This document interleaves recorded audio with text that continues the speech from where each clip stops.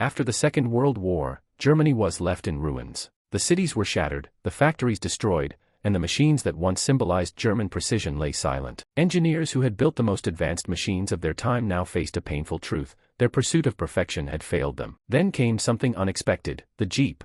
To German eyes, it looked crude and unsophisticated, with flat panels, exposed bolts, and loose tolerances. It lacked the elegance and precision they once took pride in. Yet, this small, rugged vehicle did what their perfect machines could not: it ran anywhere, through mud, snow, and sand, and it never stopped. It was simple, durable, and easy to repair. After the war, German engineers began studying captured Jeeps, trying to understand how something so basic could be so effective. What they found changed everything. The Jeep was not built carelessly. It was built intelligently. Every part had a purpose, every tolerance allowed for imperfection, and every component could be replaced quickly in the field. It was not a monument to perfection, but to practicality. That discovery became the foundation of a new way of thinking. Precision alone, they realized, was useless without repeatability. True excellence meant reliability, creating machines that ordinary people could use, maintain, and trust. As Germany rebuilt in the 1950s, this philosophy took root in factories across the country. From Volkswagen to Mercedes,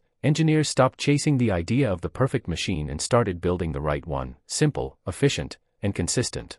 The Jeep had taught them that real engineering power lies not in complexity, but in simplicity, not in showing skill, but in solving problems. That lesson helped rebuild not just Germany's industry, but its identity. Out of defeat came wisdom, out of destruction came renewal, and from a humble American Jeep came the quiet idea that changed the future: that the best machines are not those that impress the eye, but those that endure, serve, and build again.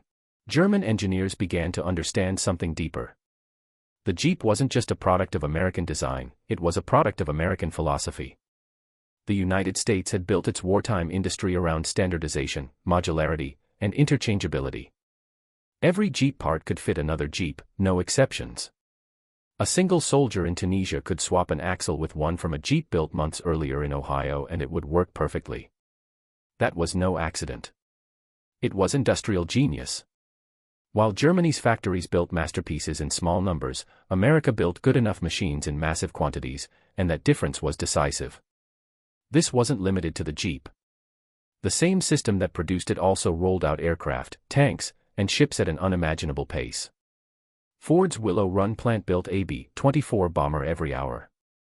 American shipyards launched Liberty ships faster than U-boats could sink them. The Jeep was just the smallest symbol of a vast, relentless industrial machine. While Germany's mechanized divisions still relied on horse-drawn carts, America's were fully motorized, with spare parts flowing in endless supply. When captured German mechanics were later sent to the United States as prisoners of war, they saw this system firsthand. They walked through massive motorpools run by young soldiers, some barely 20 years old, maintaining fleets of vehicles with simple manuals, standardized parts, and unshakable confidence. "We design everything so any farm boy can fix it," one American sergeant told them with pride. The Germans, trained for perfection and hierarchy, were stunned. This was not engineering as they knew it, it was engineering as democracy. Everyone could understand it, everyone could use it, and that made it unstoppable. Slowly, a realization took hold: Germany had built for perfection, America had built for production. The Jeep represented that truth in steel and grease. After the war, when the dust settled and the factories reopened, many of those same German engineers who had examined captured Jeeps began to apply what they had learned. In the rebuilding years, they favored simplicity over sophistication, function over form. The fusion of American-style efficiency with German precision created something entirely new, a philosophy that powered Germany's Wirtschaftswunder, its post-war economic miracle. On November 12, 1942, in the vast western desert of North Africa, a captured American vehicle sat abandoned near a shattered British supply column. Its crew had fled under heavy fire, and by standard Wehrmacht procedure, it should have been destroyed or left behind. But the commanding officer, curious, ordered his best mechanic to inspect it. Under the relentless desert sun, surrounded by sand and silence, the German engineers gathered around the small, box-shaped machine. What they discovered that day would challenge everything they believed about engineering, industry, and the very concept of superiority.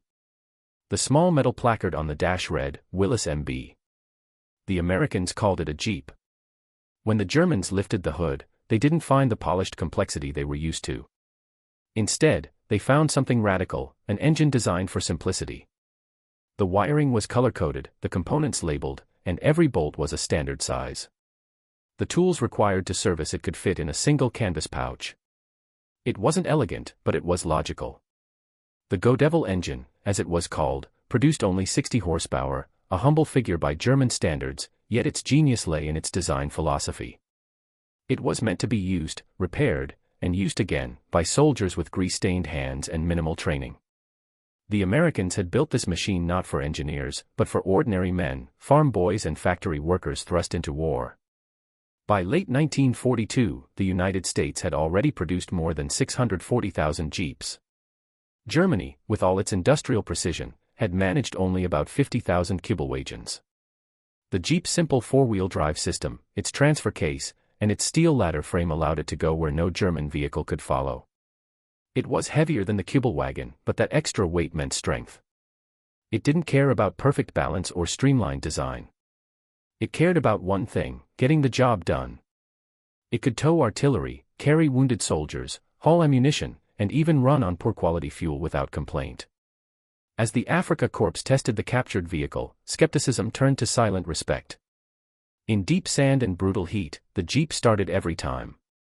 It powered through dunes, forded streams, and climbed rocky inclines that German vehicles couldn't handle.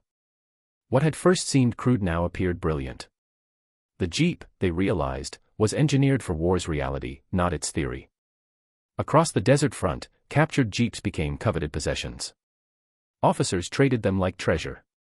They painted over the white stars, replaced the seats, and used them until they simply wore out, which took far longer than anyone expected. Companies like Volkswagen embodied that synthesis. The Beetle, designed before the war but perfected after it, shared the Jeep spirit: simple, reliable, affordable, and easy to repair. It became a global symbol of dependable engineering.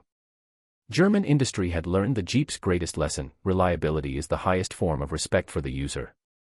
By war's end, even captured German generals admitted that the Jeep was more than a vehicle.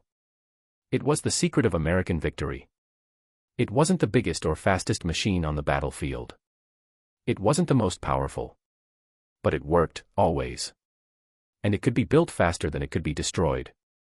That truth, embodied in every bolt and bracket, revealed the real nature of modern warfare. Victory belonged not to those who built the most perfect machines, but to those who built the most practical ones, in the greatest numbers. In the decades that followed, as Germany rebuilt from ashes, those lessons lived on. Standardization. Simplicity. Repeatability. The Jeep had changed how the world built everything, from cars to airplanes to household tools. It had shown that engineering was not about chasing perfection, but about creating strength through clarity and purpose. And so, years later, when old Afrika Korps veterans gathered to remember their campaigns, many of them agreed on one thing. The Jeep had been the best vehicle they ever drove, not because it was beautiful, but because it worked. It survived the desert, the mud, the cold, and time itself. It was more than a machine. It was a teacher. A symbol of how purpose, simplicity, and production capacity could change not just a war, but the world that came after it.